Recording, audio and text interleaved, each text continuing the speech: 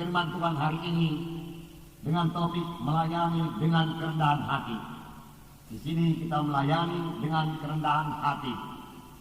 Kerendahan hati, saudaraku, adalah satu sikap hati kita. Sikap hati yang sudah berubah, diubahkan oleh Tuhan Yesus karena Tuhan sendiri yang berada dalam hati kita ini, saudaraku. Orang yang rendah hati, saudaraku, mengenal kesanggupannya. Masih banyak kekurangan, dan karena itu dia bersandar kepada Tuhan. Dan Tuhan tidak pernah mempermalukan orang yang berserah kepadanya. Dan orang yang rendah hati, saudaraku, mengetahui bahwasanya segala sesuatu yang ada padanya adalah karunia Tuhan. Walaupun dia memiliki wajah yang tampan atau cantik, semua itu datang daripada Tuhan. Dan dia akan memakainya untuk memuliakan nama Tuhan, bukan untuk keuntungan sendiri. Walaupun dia diberkati Tuhan dengan berkat yang berkelimpahan, semua daripada Tuhan, yang membuat dia bertambah bersyukur kepada Tuhan. Puji Tuhan, saudaraku.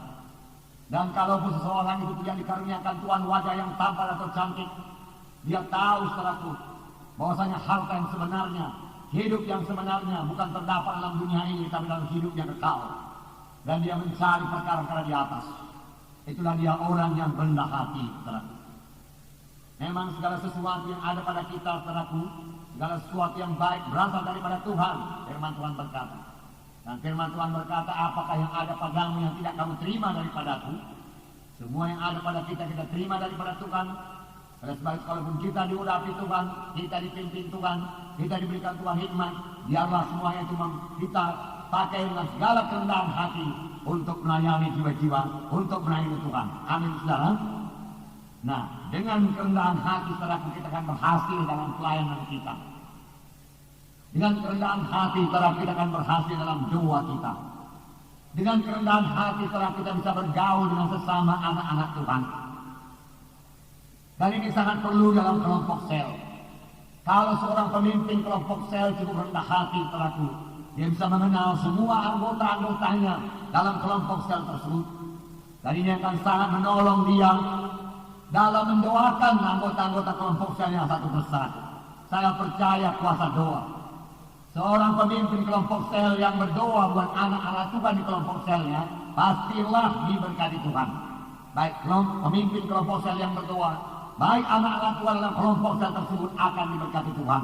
Karena Tuhan kita Tuhan yang mendengarkan dan menjawab doa. Oleh sebab itu, pada saudara pemimpin kelompok sel, wakil pemimpin kelompok sel, biar dalam kelompok sel saudara-saudara saling mendoakan. Dan saudara mengenal semua anggota-anggota kelompok sel saudara. Dan saudara mengenal persoalan-persoalannya. Saudara mengenal kekuatan-kekuatannya. Saudara mengenal panggilannya. Saudara mengenal kelemahan-kelemahannya. Dan itu semua saudara bawa di hadapan Tuhan. Dan saudara sampaikan kepada Tuhan dalam doa yang bersungguh-sungguh dengan segala kerendahan hati. Jangan pernah menganggap saudara itu lebih tinggi daripada mereka, lebih rohani daripada mereka, saudara lebih berhikmat daripada mereka. Saudara, kita sesama anggota tubuh Kristus, masing-masing ada kelebihan, ada kekurangan, tapi kita ini semua saling melengkapi satu sama lain. Demikian juga halnya dalam kelompok sel, kita perlu saling mendoakan. Biar pemimpin kelompok sel, saudaraku, merasa dirinya tidak lebih tinggi, saudaraku, dari anggota-anggota kelompok sel, saudaraku, walaupun dia yang melayani, saudaraku. Karena, saudaraku, pemimpin KKS bukanlah suatu jabatan, saudaraku, bukanlah satu kedudukan, tapi satu pelayanan yang dipercayakan Tuhan kepada saudara.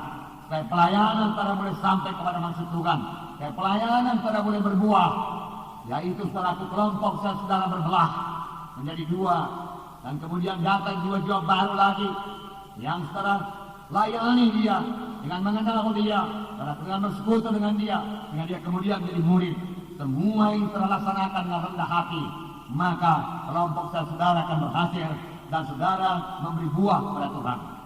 Dengan kerendahan hati, saudaraku, kita lebih mudah menginjil, karena saudaraku, kita tidak akan merasa segan-segan untuk mendatangi rumah tangga yang di sekitar kelompok sel kita, karena kita sudah cukup rendah hati untuk datang kepadanya, mengabarkan Injil Tuhan kepadanya.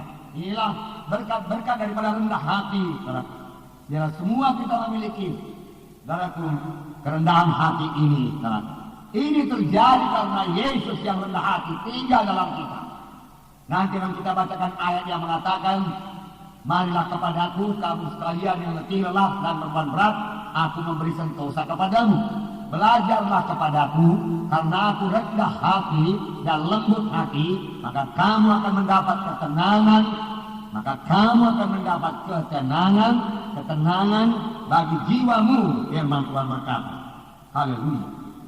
Nah, saudaraku, murid-murid, saudaraku, ya, pada waktu mereka masih bersama-sama dengan Yesus belum begitu dewasa, mereka masih mencari yang terbesar di antara mereka.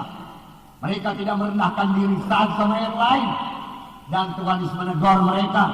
Saya percaya mereka menerima teguran Tuhan dan mereka berubah. Saya akan membacakan peristiwa Markus 9 ayat 33 sampai 37.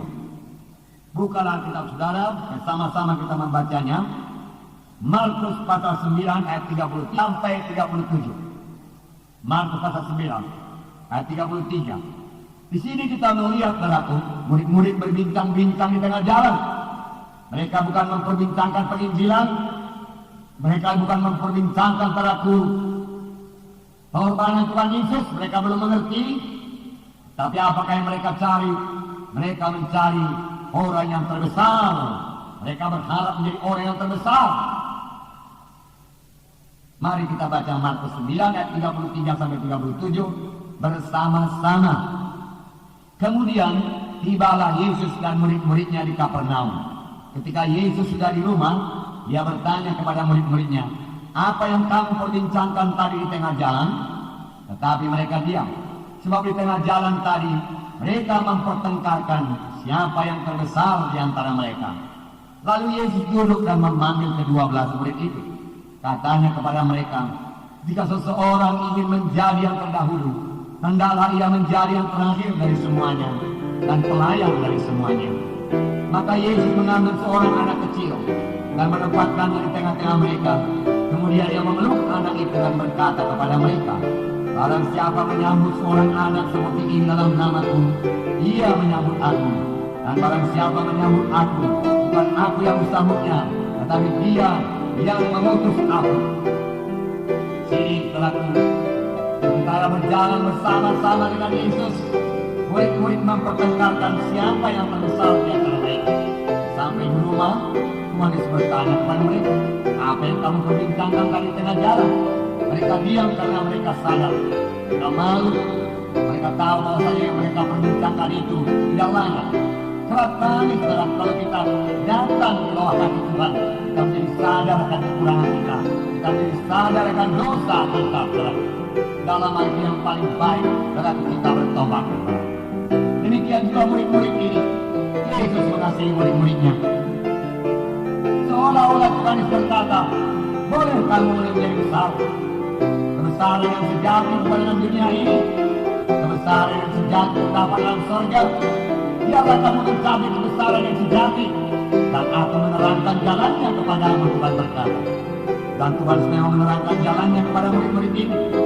Di mana Tuhan berkata, jika seorang ingin menjadi yang terdahulu, hendaklah ia menjadi yang terakhir dari semuanya dan pelayan dari semuanya. Siapa yang mau menjadi terbesar, Tuhan berkata, dia harus menjadi hamba. Dia harus memiliki hati seorang hamba yang patuh.